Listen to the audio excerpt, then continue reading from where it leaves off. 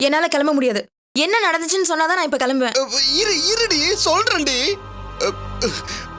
ஊர் முழுக்க திருமண தசையெல்லாம் கடனை வாங்கி வச்சுட்டேன். ரியல் எஸ்டேட் நம்பி போட்ட பணமும் பட்ட நாமம் போட்டுருச்சு. அவன் பணத்தை கேட்டு நெருக்கடி கொடுக்கறான். தெருவில் நடக்க முடியல. நாக்கப்புடிங்கிற மாதிரி கேள்வி கேட்கறானுங்க. இந்த பாருடி ஆபீஸ்க்கே வந்து சத்தம் போடுறானுங்க. அவங்களுக்கெல்லாம் தெரியாம எஸ்கேப் ஆகி வந்துட்டேன். அவங்க வர்றதுக்கு முன்னாடி கிளம்பிடலாண்டி. இத பாரு, இதுக்கு மேல இந்த ஊர்ல இருக்கவும் முடியாது, கடனையும் திருப்பி கொடுக்க முடியாது.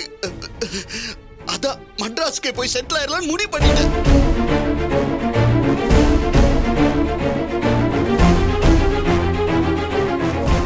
ஆமாடி. அப்போ வேலையை தொலைச்சு தலைமுழிக்கிட்டீங்க. எல்லாம் நாசமா போச்சு, அப்படிதானே? அது எப்படி வேலையை விடுவேன்? இப்ப இருக்கிற ஒரே வருமானம் அதானே. ஒரு வாரமா ஆபீஸ்ல போராடி சென்னைக்கே டிரான்ஸ்ஃபர் வாங்கிட்டேன். ஆமா, இந்த பாரு, டிரான்ஸ்ஃபர் ஆர்டர்.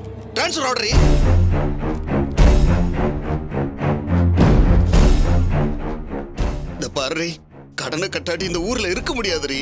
நானும் ஆட்டை தூக்கி மாட்டுல போட்டு, மாட்டை தூக்கி மனுஷன்ல போட்டு என்னென்னமோ பண்ணி பார்த்துட்டேன். ஆனா என்னால கடனை தீக்க முடியலையே. சுமதி, வேற வழியே இல்ல சுமதி, சென்னைக்கே போயிருவோம். என்னங்க, கட்டில், மெத்த, பீரோ சாமான் எல்லாத்தையும் வீட்லயே விட்டுட்டு எப்படிங்க போறது? இதெல்லாம் என்ன பண்ண போறீங்க? ஐயோ சுமதி, வீட்டை காலி பண்றேன்னு தெரிஞ்சாலே போதும், அவன் வந்து அள்ளிட்டு போயிருவான். ஹவுஸ் ஓனருக்கு வீட்டு வாடகை 6 மாசமா கொடுக்கல. வாடகை பாக்கிக்காக அவர் வந்து எடுத்துக்கிட்டோம். பாரு செல்லம், சென்னைக்கு போய் கொஞ்சம் கொஞ்சமா எல்லாத்தையும் வாங்கிக்கலாம். உன் புருஷனை புரிஞ்சிக்கமா. வாமா, வாடி, வாடா, கிளம்பு சுமதி, வாடி. அழுவாதரா, உனக்கு நான் சாக்லேட் வாங்கி தரேன்னா. நம்ம இப்ப எங்க தெரியுமா போறோம்? சென்னைக்கு போறோம். சரி சரி, அழாதரா, அழாதரா. சுமதி, சீக்கிரம் வாடி. சரி வா, கிளம்பு. என்னங்க, எப்படிலாம் வாழ்ந்த வீடு இப்படி திருட்டுத்தனமா வீட்டை விட்டு போற மாதிரி ஆயிடுச்சே. மெட்ராஸ்ல போய் எங்கங்க இருப்போம்? வேற எங்க இருக்க போறோம்? எல்லாம் உங்க அம்மா வீட்ல தான். இந்த பாரு, என்னோட சம்பளத்துல கொஞ்சம் கொஞ்சம் மிச்சம் பண்ணி ஒரு வீட்டை வாங்கிடுவாண்டி. இப்ப கிளம்புடி, யாராவது வந்து போறாங்க, வாடி.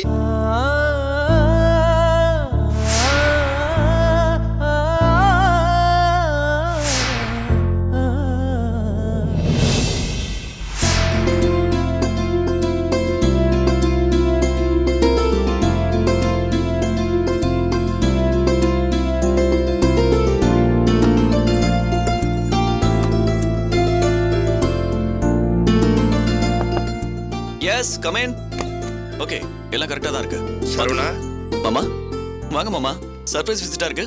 உள்ள உட்காருங்க. இல்லப்பா, நீ மெதுவா எல்லா வேலையும் முடிச்சிட்டு வா, நான் வெளியே வெயிட் பண்றேன். ஐயோ, அதெல்லாம் பரவாயில்ல மாமா, நான் இதெல்லாம் அப்புறம் பாத்துக்கிறேன். நீங்க முதல்ல வந்து உட்காருங்க, வாங்க. டேய், நீ வேலைய பாடுறா, நான் இங்க தான் உட்கார்ந்துட்டு இருப்பேன். நீ முடிச்சிட்டு என்ன கூப்பிடு. ஐயோ மாமா, உங்களை விட எனக்கு முக்கியமான வேலை எல்லாம் ஒண்ணுமே கிடையாது. நீங்க வாங்க, வந்து உட்காருங்க. டேய், சொன்னா கேளுடா, நீ வேலைய முடி. சரி மாமா, அந்த டீடைல்ஸ் மட்டும் எனக்கு சரியா கரெக்ட் பண்ணி கொடுத்துருங்க. ஓகே ஓகே, டாக்குமெண்ட்ல எந்த ப்ராப்ளமும் வரக்கூடாது. Okay sir. Okay sir. கடைசி நேரத்துல எந்த டென்ஷனும் இருக்கக்கூடாது. ஓகேவா? ஓகே போய் வேலைய பாருங்க. சார். வரேன் சார், வாங்க.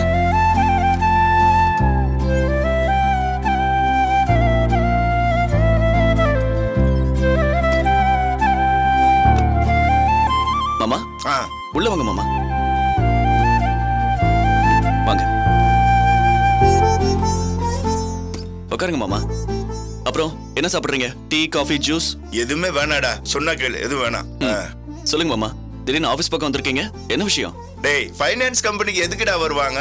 எல்லாம் கடன் வாங்குறதுக்கு தான். விளையாடாதீங்க மாமா, நீங்க என்ன பிசினஸ் பண்றீங்க? உங்களுக்கு எதுக்கு கடன்?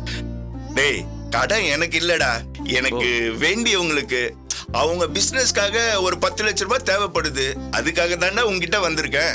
மாமா, நீங்க சொன்னா எத்தனை லட்சம் வேணாலும் கொடுக்கலாம். ஆமா, ஏதாவது சொத்து பிளட்ஜ் பண்றாங்களா?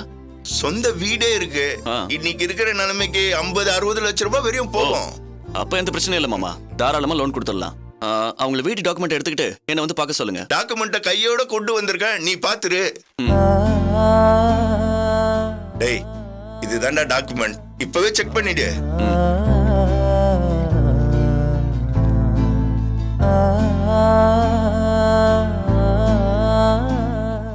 என்ன என்னம்மா இது உங்க வீட்டு பத்திரத்தை கொண்டு வந்திருக்கீங்க? இத வச்சுதான் பணம் கேக்குறேன். கேட்காத மனுஷங்க கேட்டிருக்காங்க. பணம் வாங்கி தரேன்னு சொல்லி வாக்கு வேற கொடுத்துட்டேன். என் வீட்டை பத்தி உனக்கு நல்லாவே தெரியும். எந்த வில்லங்கமும் இல்ல. என்னோட சுய சம்பாத்தியம், பிரச்சனையே வராது. இத வச்சுக்கிட்டு 10 லட்சம் ரூபாய் மட்டும் லோன் கொடு சரவணா. வட்டி எல்லாம் கரெக்டா கட்டிடுவாங்க. அசலும் சீக்கிரமா செட்டில் பண்ணிடுவாங்க. சரவணா, ஒரு நல்ல காரியத்துக்காக கடன் கேக்குறாங்க. நீ குடுத்தினா உனக்கு ரொம்ப புண்ணியமா இருக்கும்டா. என்னம்மா நீங்க இதுக்காக வீட்டு பத்திரத்தெல்லாம் கொண்டு வந்திருக்கீங்க? இது அப்படியே வைங்க. இதுக்கு போய் இதை அடமானலாம் வச்சுக்கிட்டு 10 லட்சம் தானே, அப்பா கிட்ட கேளுங்க. வட்டி இல்லாம கடனா அவரே உங்களுக்கு கொடுப்பாரு. டேய், அதெல்லாம் வேணாண்டா. என்கிட்ட கேட்டவங்க உங்க அப்பாவுக்கும் வேண்டப்பட்டவங்க தான். அவங்க உங்க அப்பா கிட்ட கேட்டா அவர் கேள்வியே கேட்காம 10 லட்சம் ரூபாவை தூக்கி கொடுத்துருவாரு. ஆனா அத அவங்க விரும்பலடா. அவங்க கடனா கேக்குறாங்க. அதுவும் அவங்களே திருப்பி கட்டுற மாதிரி வேணும்னு நினைக்கிறாங்க. அதனாலதான் நானே உங்க அப்பா கிட்ட கேட்காம உன்கிட்ட வந்து கேக்குறேன். இத பார், எனக்காக நீ எந்த சலுகையும் காட்ட வேணாம். எல்லாருக்கும் எப்படியோ அதே மாதிரி வட்டி கிட்டி எல்லாமே போடு. வீட்டு பத்திரத்தை வச்சுக்கிட்டு லோன் கொடு. அத கரெக்டா கட்டுறதுக்கு நான் கேரண்டி. என்ன மாமா நீங்க என்ன தர்ம சங்கடப்படுத்துறீங்க? சரிங்க மாமா, வாங்கிக்கோங்க, ஒரு பிரச்சனையும் இல்ல. அத்தையும் கண்ணனையும் வந்து ஒரு சைன் மட்டும் பண்ணிட்டு போக சொல்லுங்க. ஏன்னா அப்புறம் பின்னால எந்த பிரச்சனையும் வந்துடக்கூடாதுல்ல. இல்லடா, அவங்க வரமாட்டாங்க. இதுக்கு அவங்களுக்கு எந்த சம்பந்தமும் இல்ல. இது என்னோட சுய சம்பாத்தியம். பெத்த பிள்ளையாவே இருந்தாலும் என்ன கேள்வி கேட்க முடியாது. அப்புறம் என்னடா? அதுக்கு இல்ல மாமா, என்ன இருந்தாலும் நீங்க வேற குடும்பம் நாங்க வேற குடும்பம்னு இல்ல. நாளைக்கே கண்ணை வந்து என்கிட்ட ஒரு வார்த்தை கேட்காம நீ எப்படி வீட்டு அடமானம் பிடிக்கலான்னு ஒரு வார்த்தை கேட்ட கூடாதுல்ல மாமா. அவன் கேட்டானா நான் பதில் சொல்லிக்கிறேன். அவன் உன்கிட்டயே வரமாட்டான். போதுமா? சரிங்க மாமா, அப்பா கிட்ட ஒரு வார்த்தை கேட்டுட்டு சொல்றேன். யாரா இவன்? உங்க அப்பாவுக்கே தெரிய வேணான்னு சொல்றேன், திரும்ப அவங்கிட்ட கேக்குறேன்னு சொல்ற. ஐயோ மாமா, 10 லட்சங்கிற மாதிரி பெரிய அமௌண்ட் எல்லாம் அப்பாவும் சேர்ந்து ஓகே பண்ணாதான் உண்டு. அப்பா கிட்ட உங்க பேரை சொல்லாம ஒரு பார்ட்டிக்கு வேணும்னு சொல்லி தான் நான் கேட்க போறேன். போதுமா? பாத்துக்கிடா, இதுல உங்க அப்பாவும் சம்பந்தப்படக்கூடாது. எனக்கு வேண்டியவங்களும் சம்பந்தப்பட மாட்டாங்க. நீ கடன் கொடுக்கற, நான் வாங்குறேன், அவ்வளவுதான். சரியா? ரொம்ப சரி மாமா. நீங்க கஸ்டமர், நான் கம்பெனிக்காரன், அவ்வளவுதான். எனக்கு நல்லா புரிஞ்சுது மாமா, நீங்க கவலையப்படாதீங்க. சரி, நான் நாளைக்கே என்ன ஏதுன்னு கேட்டு நான் உங்களுக்கு சொல்லிடுறேன். சரியா? டேய், உங்க அப்பம் கொடுக்க வேணான்னு சொல்லிட போறான்டா. அவன் எப்போ எப்படி பேசுவான்னு யாருக்குமே தெரியாது. மாமா, அவர்கிட்ட பேசுற விதத்துல பேசி பெர்மிஷன் வாங்க வேண்டியது என்னோட பொறுப்பு. நீங்க நிம்மதியா போங்க. டேய், பார்த்து செய்டா சரவணா. என் நிலைமையில இருந்தா நீ இதை தாண்டா செய்வ. பார்ட்டி ரொம்ப நல்லவங்க. ஒரு நல்ல காரியத்துக்காக கேக்குறாங்க. அவங்களுக்கு செய்ய வேண்டிய கடமை உனக்கு இருக்கு. சப்போர்ட் பண்றேன். அதான் நான் செய்யறேன்னு சொல்லிட்டேன்ல. நீங்க கவலைப்படாம நிம்மதியா போயிட்டு வாங்க. சரிப்பா, இந்தாங்க. உங்க அப்பா கிட்ட கேட்டுட்டு எனக்கு போன் பண்ணு. சரி, நான் வரேன்.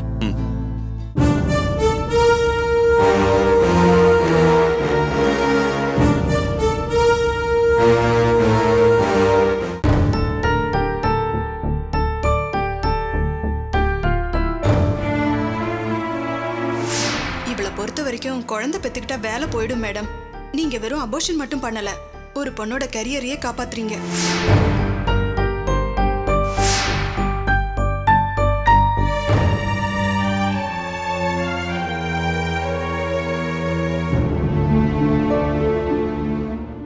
Hi doctor. Hi. What happen? Are you okay? Okay. அப்புறம் ஏன் ஒரு மாதிரி இருக்கீங்க? உங்களுக்கு டியூட்டி டைம் முடிஞ்சிடுச்சே, நீங்க இன்னும் வீட்டுக்கு போகலையா? பெரிய தப்பு பண்ணிட்டேனோன்னு உறுத்தலா இருக்கு டாக்டர். என்னாச்சு டாக்டர்? இல்ல, வனிதான்னு எனக்கு தெரிஞ்ச பொண்ணு ஒருத்தி அவ ஃப்ரெண்டை கூட்டிட்டு வந்தா. She's pregnant. குழந்தை வச்சுக்கிறது கெரியரை டிஸ்டர்ப் பண்ணுன்னு ஃபீல் பண்ணா. வனிதாவும் கன்வின்ஸ் பண்ணதால அபார்ஷன் ஆறதுக்கு பிரிஸ்கிரிப்ஷன் எழுதி கொடுத்துட்டேன். மை காட், என்ன டாக்டர் சொல்றீங்க? அவங்க போனதுல இருந்தே மனசு சரியில்லை டாக்டர். தப்பு பண்ணிட்டேனோன்னு. பண்ணிட்டேனோ என்ன? தப்புதான். பெரிய பாவம் இல்லையா இது? ப்ரொஃபஷனல் எத்திக்ஸ் தெரிஞ்ச நீங்களே இதை செய்யலாமா?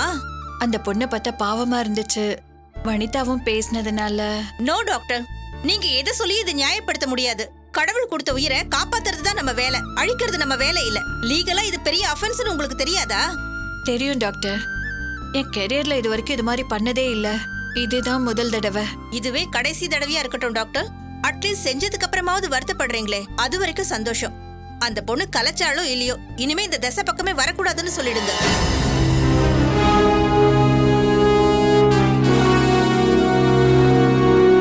எஸ், அதுதான் செய்ய போறேன்.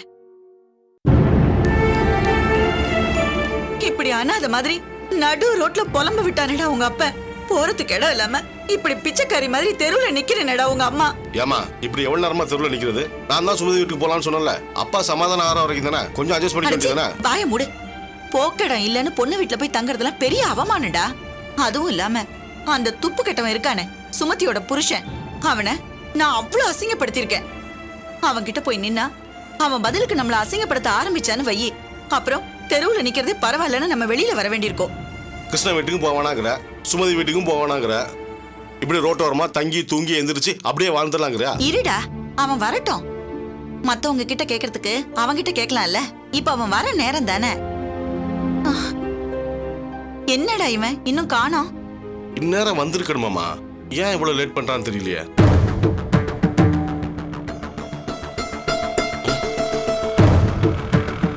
சுபு,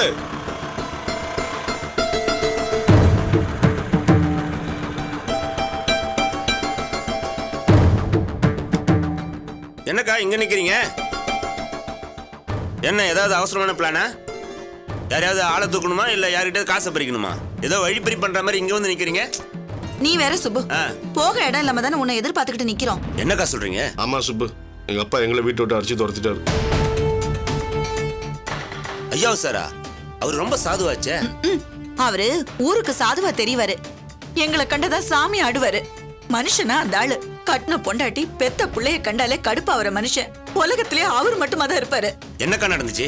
அதை ஏன் கேக்குற? அந்த திருட்டு பயலால இருக்கிற நகையெல்லாம் போச்சு. கவரிங் நகையை வச்சு இத்தனை நாள் சமாளிச்சுக்கிட்டு இருந்த. திடீர்னு சாயங்காலம் வீட்டுக்கு வந்தாரா? முதல்ல உன் நகையை போய் எடுத்துட்டு வா. என்ன கொன்னு போட்டாலும் சரி, நான் நகையை கொடுக்க மாட்டேன். அது எதுவுமே தங்க நகை இல்ல, எல்லாமே கவரிங்.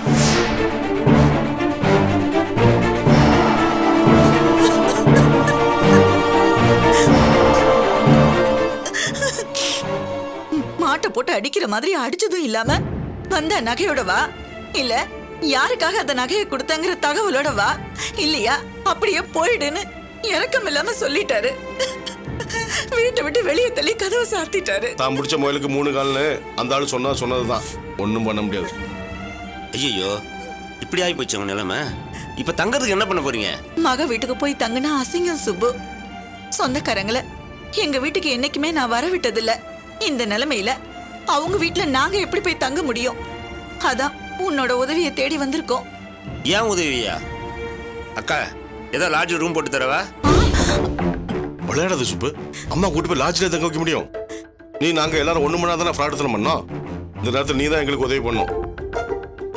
எங்க அப்பாவை சமாதானப்படுத்துற வரைக்கும் நாங்க 2 பேரும் உங்க வீட்டில் தங்கிக்கிறோமே. அதிகபட்சம் 2-3 நாள் தான், அதுக்கப்புறம் நாங்க எங்க வீட்டுக்கு போயிடுவோம். ஆமா சுப்பு, நான் உனக்கு எவ்வளவோ உதவி பண்ணிருக்கேன். இந்த சின்ன உதவியை நீ எனக்கு பண்ணிதான் ஆகணும். இவங்க கிட்ட அடிச்ச 20 லட்சத்தை நம்ம வீட்டுல தான் பதுக்கி வச்சிருப்பான். மீன் இருக்கிற வீட்டுல பூனைய காவலுக்கு வச்சு ஆபத்தாச்சே. அதுலயும் 1க்கு 2 கேடிங்களா வருதுங்க. இதுங்களை வீட்டுக்குள்ள விட்டா காசை கண்டுபிடிச்சிடுங்களே. என்ன சுப்பு நீ இவ்வளவு யோசிக்கிற? எங்களை எப்படி உங்க வீட்டில் தங்க வைக்கிறதுன்னு யோசிக்கிறியா? அட நீ வேற ஒண்ணு கண்ணா, என் நிலைமையை தான் நான் யோசிச்சுட்டு இருக்கேன். இந்த ஒரு கல்யாணம்னு சொல்லி ஊர்ல இருந்து ஒரு 10-15 பேர் வந்து ஏற்கனவே தங்கியிருக்காங்க. காலையில பாத்ரூம் போறதுக்கே ப்ராப்ளம். எல்லாத்துக்குமே பெரிய பஞ்சாயத்தா இருக்கு. அது இல்லாம காமன் டாய்லெட் வேறையா, பயங்கரமா கஷ்டப்பட்டுட்டு இருக்கோம்.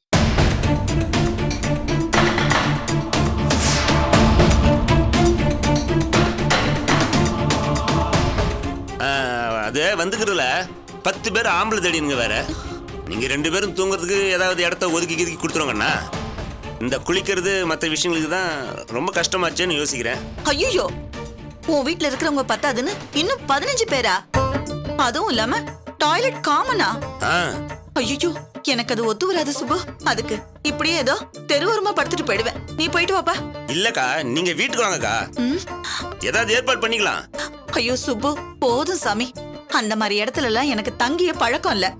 அது எனக்கு ஒத்து வரவும் வராது. நீ போயிட்டு வா. அப்ப தங்கறதுக்கு என்னதாங்க பண்ண போறீங்க? அதெல்லாம் நாங்க பாத்துக்கிறோம். நீ போ சுப்பு. ஆ, சரிக்கா, நான் வரேன். கண்ணா வரேன்பா.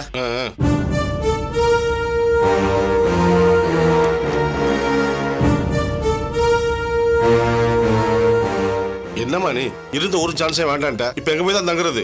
ஐயோ, இப்படி நம்மள தெருவுல அலைய விட்டானடா உங்க அப்பன். கண்ணா யோசிடா, அடுத்து என்ன பண்ண போறோம்னு யோசி. ஐயோ, என்னால தாங்க முடியல. நடந்து நடந்து என் காலெல்லாம் வலிக்குது. ஐயோ, என்ன பண்ணுவேன், எங்க போவேன், இப்படி புலம்ப விட்டுட்டானே.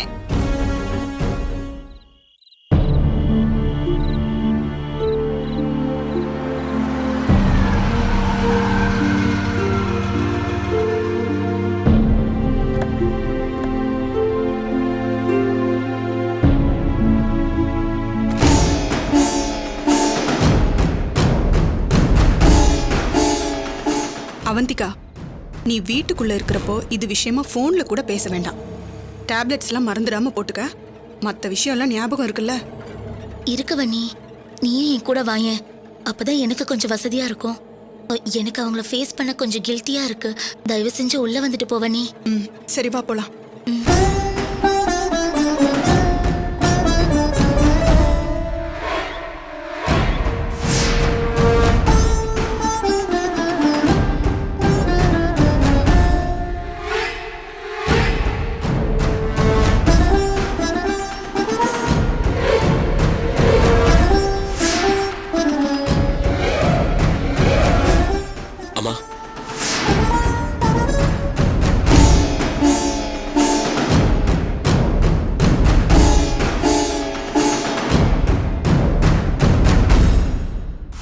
பயப்படாம வா.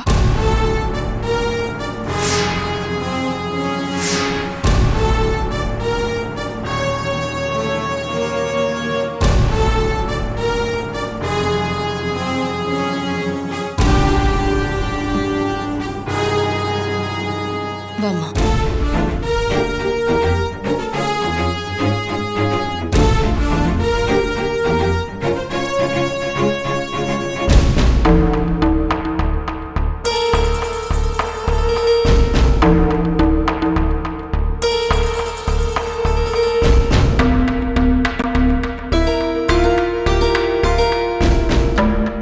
சாரி அத்தை, ரொம்ப லேட் ஆயிடுச்சு.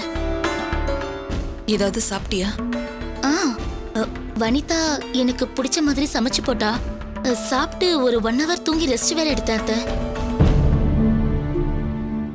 நீங்கெல்லாம் சாப்பிட்டீங்களா? நடந்ததை கேட்டா எப்படி சாப்பிட தோணும்? இது துரோகம் இல்லையா?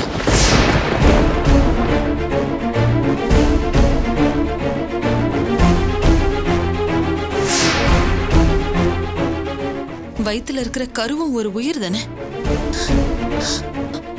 அதை எப்படி கொல்றதுக்கு மனசு வருது? அபார்ஷனு கொலை தானே. இது தெரியாது அவளுக்கு?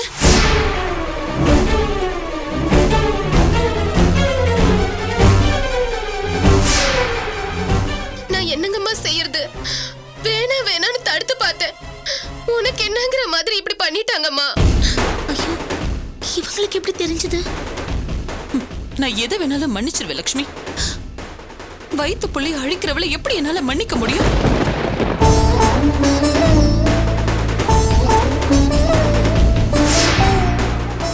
அதுவும் முதல் குழந்தையை அழிக்க எப்படி மனசு வருதுன்னு புரியவே இல்லை. ஒவ்வொரு வீட்டிலையும் குழந்தைக்காக எவ்வளவு தவம் இருக்காங்க. அதுவும் ஒரு உசுறு தானே. அத கொல்றப்ப அதுக்கு வலிக்கும்னு தெரியாதா?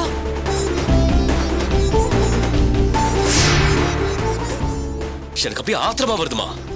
கட்டின புருஷன் கூட தெரியாம எவ்வளவு தைரியம் இருந்தா இந்த மாதிரி ஒரு காரியத்தை செஞ்சிருப்பா. நட்ராஜ், ஒரு நிமிஷம் நான் சொல்றதை கேளு. நீங்க எதுக்கு பேசுறீங்க? நீங்க எதுக்கு பேசணும்? இல்ல நட்ராஜ், அப்படியெல்லாம் என்ன